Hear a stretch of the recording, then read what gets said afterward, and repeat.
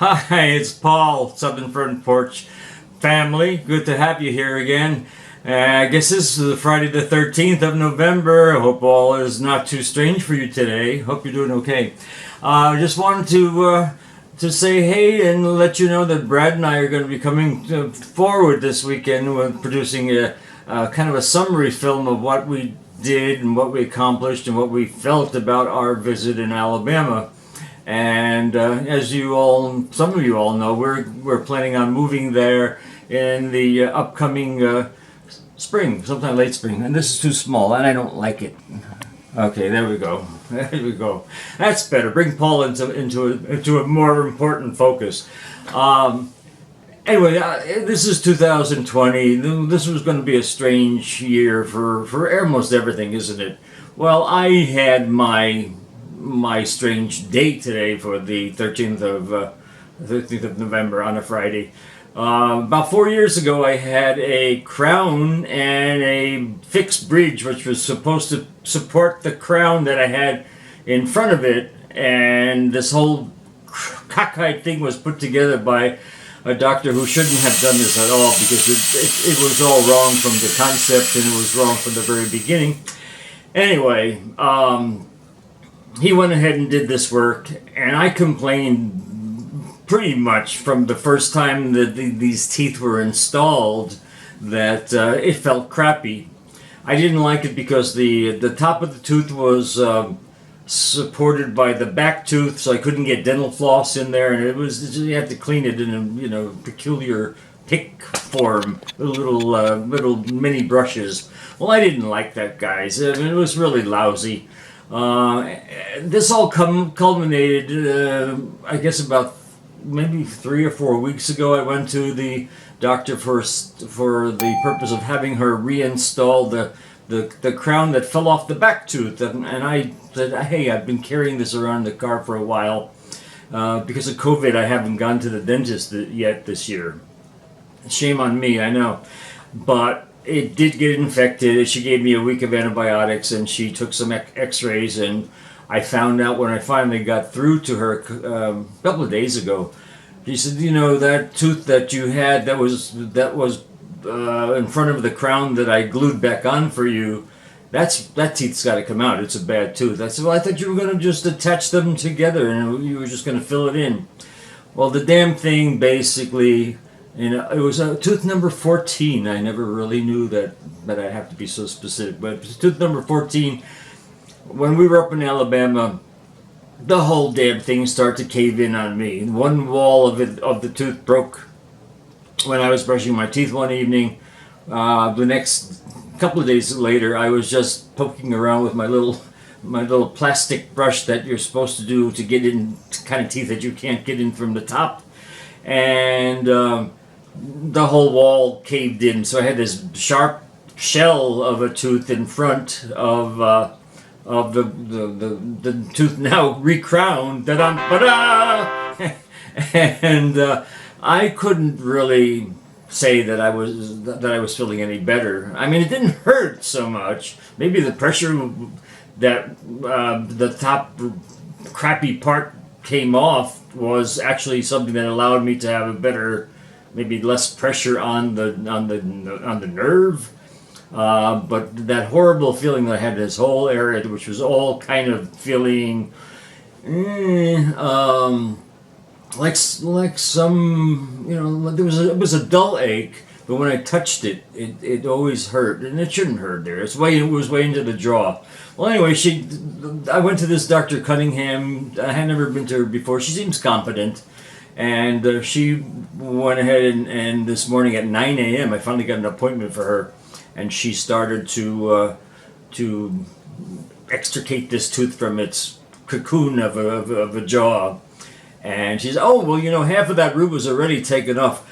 Another bad sign from my previous horrible doctor, who used to play the guitar for me to entertain me, and assure me that he was one of the best damn doctors in southern Florida, when all I didn't want to be serenaded by him. His music stunk in the first place, and he was a lousy doctor. But anyway, I had subsequently changed, and You know, I don't. It's just hard to find. It's like shoe repair. You can't find them anymore. A good tailor to readjust your best suit. You just don't find them anymore. There's just certain people just don't exist anymore. But when it comes to periodontists, oh, they exist, but you don't know much about them. And I didn't really know, what she was going to do. But she said she was halfway decent. Well, I brought YouTube in to say, can I film this extraction? She said, no, I'm really afraid of being seen on TV. I said, oh, you mean if your work is no good, you don't want people to see that? I'm not going to sue you. I just thought this would be entertaining.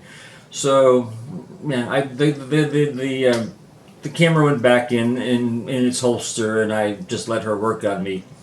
But yeah, today was extraction triskaidekaphobia day, and I've only had that, like I said, 4 times in my lifetime. It's a horrible feeling because it's that grinding sound when they're trying to remove this thing from its cocoon, and it's probably supposed to be there for a lifetime. I don't think that they're supposed to be removing these things. So I came out of that relatively well. Went to the drugstore, got my amoxicillin. She gave me some good drugs for pain, and I haven't taken any yet because I haven't been in that much pain. And she gave me a prescription for 800 milligrams of ibuprofen, which I guess is this prescription strength of Motrin, which actually is working pretty well. And I took a Tylenol. And she said, oh, your tooth 14 we worry about that because it goes all the way into your sinuses. So she said, but don't with your nose, whatever you do, just kind of bear it. Take a bunch of antihistamines so you don't have to worry about that. So here it is now. This started at 9 o'clock this morning. It's in the evening here, Eastern Standard Time, in the United States. And I'm feeling okay. I imagine I'd feel a lot happier if I was on my pain meds, but I don't seem to need them. I'll take them for another time where I feel really crappy, and I want to have a boost for you guys. But anyway, listen. This was all. This film has all been predicated on me lousing up the last editing that I did, and I don't know what the hell I did, but it was all screwed up. But I tried to fix it, and we couldn't find. I couldn't find the file for the film, so I'm doing this whole damn thing over again. Actually, it's better. It's actually better because I didn't shave then, and I looked like a slob. So now there's a little more meat to this thing, but the whole thing is what I wanted to chat about here was we have a lot of different things that go through our lives, and we make these discoveries about things, and going into a new home in 2021, and I'm glad it's not this year because something would have gone wrong, I'm sure. Brad and I made some pretty interesting observations, not really knowing that this is what the whole purpose of our trip was going to be. It evolved into, actually. We went there just to put together furniture, put some pictures on the wall, that type of thing. 300 cartons worth of stuff, actually, that they delivered there. And also appliances that didn't come through, and furniture that didn't come through, because basically in the vernacular, the computer that schedules things fucked up, and they delivered or tried to deliver things to the wrong address. They had the wrong dates. It pissed me off royally because we were really. I had no other mission there except to set this house up, at least as far as what we had supposedly coming to us. Well, then the bed and bedroom set doesn't come. The home entertainment center didn't come. The refrigerator, Samsung didn't tell Home Depot that it was back ordered, so there were 4 other appliances on the PO that the refrigerator is on. The computer automatically kicks everything off just because they want to. Hey, if you don't have a scheduling arranged by the computer, regardless of who you spoke to, that might be called human, it ain't coming through. It just ain't coming through. But in spite of all those foibles, in the midst of all that, some things that were locally derived in Montgomery, Alabama, were very successful. And I don't know if it was just the way things worked there in particular, but it went very, very well. We had our yard landscaped. I mean, all 4 sides. The lady who lived there before, she doesn't do shit with it. And I went over budget, but it's gorgeous. And the sprinkler was fixed, and which we didn't even know we had because she never thought to fix it. And we put some lighting in. And we put four huge magnolia trees, 2 palm trees, a pindo and a trachycarpus, numerous gardenias and camellias, and nice, good shit. Good shit. So I haven't seen it yet. We kind of have to leave en route because Tropical Storm Eta had decided to come and louse up our plans, and we needed to get on the road. So, but while we were there, a very wonderful discovery was coming. We wanted to know if we're going to like this neighborhood because we're coming from the big city here in the metropolitan southeast Florida and adjunct to what they used to call the 6th borough of New York. Not true. There's very little New York here anymore, other than the New York crassness. But the cultural stuff of New York, or the foods of New York, they're hard to find. Almost every deli in Dade, Broward, and Palm Beach County is closed, save for a couple that are not that close to here. And kind of pisses me off because I love a good brisket sandwich and I love potato pancakes. But everybody we had come to the house in Montgomery, and that was the painter, and that was the landscaper, and that was the electrician. We were floored. They are just the most wonderful, engaging, eloquent, erudite African American men that I've ever met. And of course, Montgomery, Alabama is sort of has a stigma among some people. I think probably anybody over 50. Because we remember Martin Luther King was there in the Selma to Montgomery March, and Governor Wallace and his lunacy on the Capitol steps saying segregation now, segregation forever. But something wonderful has happened in the last 40 years. And as I said to Brad, these guys are all dead. Strom Thurmond, George Wallace, Huey Long, Senator Byrd in West Virginia, and among a cast of other denizens of the dark now and the rotting earth. The people that are now in the power structure of our American South have really done some wonderful strides to make that just a really grand place to live.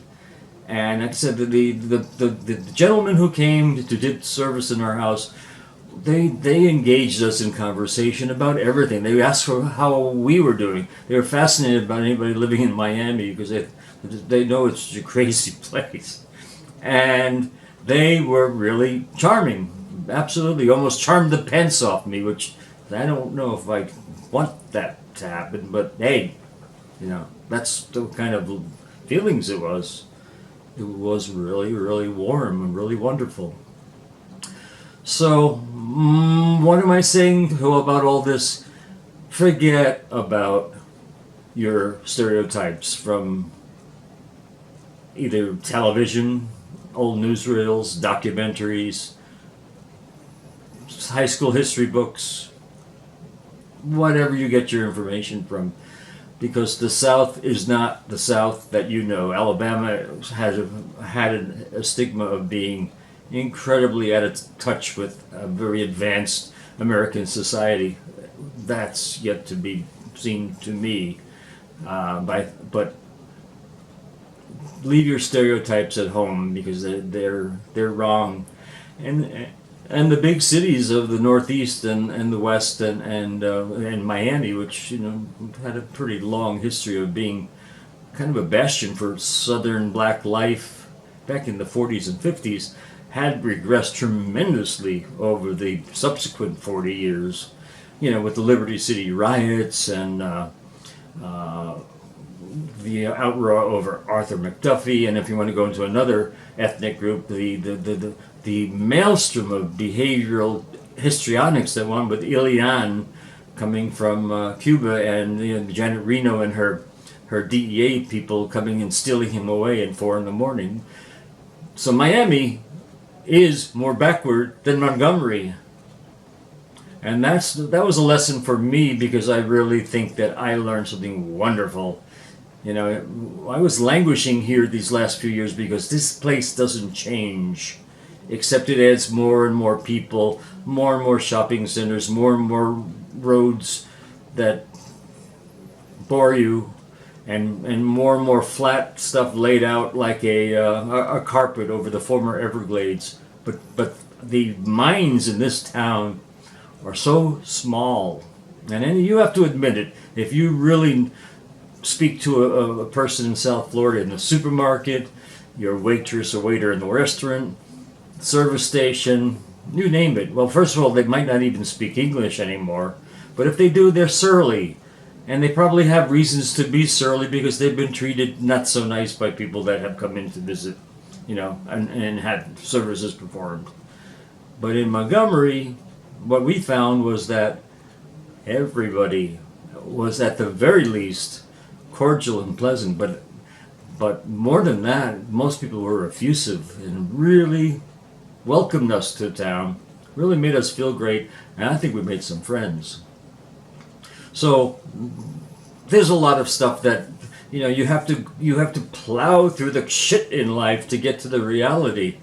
You have to plow through the stereotypes. You have to plow through the misinformation. You have to plow through ideas that don't change. They should have changed years ago, but they still haven't for whatever reason.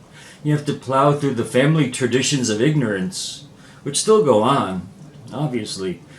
But in a city that has to try harder to be accepted, in a region that has to try harder to be accepted, I think they go extra far to try the best they can, and after a while, they don't have to try anymore. It just becomes natural that people of all creeds, persuasions, identities just get along better.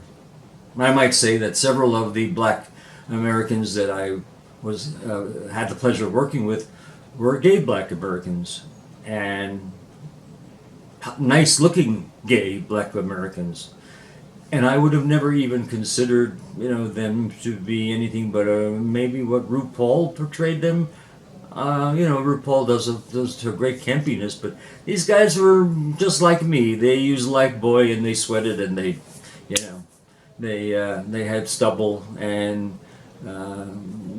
they have a good crotch, but still, nothing outlandish. There was nothing effeminate about anyone. It was just nice people. So I learned my lesson. I'm going to be happy in my retirement days when we move out of this house and move down, 660 miles northwest into the central time zone to Montgomery, Alabama, into Deer Creek, into that general region of southeast part of town where there's everything. And I think I want you to reconsider what you feel. Maybe through my words you will take a time to your own think within and say, maybe it's time I got rid of some of my preconceived notions that are no longer applicable. Don't feel so comfortable, you folks in Philly, or you people in Boston, or you people in Long Island, that you've got the epitome of modern American civilization. I don't know if it's a la Donald Trump, or is it something that you think would be on the Black Entertainment Network, where there's a lot of garbage, basically. Stereotypes live. Well, I think it's time we snip through that crap, because people are getting shortchanged. They deserve better. Like you. All of you out there. Why do I come back to do this damn show all the time? Because the fact is, I think there's a lot of people that need to start loving themselves better. And like I always tell you, if you don't love yourself, who the hell is going to love you better? Because you're your own best friend. You'll always be your own best friend. Your mate might care for you very much, and you might be very happy together. But still, you yourself know what makes you the happiest. And don't lie to yourself. Give in. Be yourself. Because we're not here all that long. And your mate wants an honest person. Your mate doesn't want someone who is sugarcoating. This station and this channel and this particular host say, get real. Keep it real. We love you here at Southern Porch. This is your sounding board, whether you're under 40 or you're over 40. You all are the same inside. Skin gets a little less supple over the years, as we well know. You remember me when my hair was a little bit darker. And, you know, I don't give a fuck about that stuff anymore. None of it is real. But you're real to us. You're my reason to say, I want better from you. Because I want better from me too every day. I want better from all of us. I want better so you can be proud that you've made a presence felt while you're on this earth. It's way more complicated than just what kind of paycheck you get. I don't get diddly from Google because I pissed them off. And you know, now I have to wait till we get to 100,000 subscriptions so that maybe somebody is going to say, gee, those guys are not bad. Maybe they would be able to sponsor something. You know, if that's the case, great. But right now, that's not the case. And, you know, the bills are coming out of the hard work that we do. Brad's still not home. And he's not going to be home till after 10:30 tonight. Because he's got all kinds of post-closings, final policies, bank statements, escrow accounts to balance. It's not easy. But the business world is always going to load you with papers and doesn't do anything for you getting more real. It doesn't do anything for that. So remember, you know, when it's all said and done, it is the way you take your pants off in the evening or put them back on the next morning.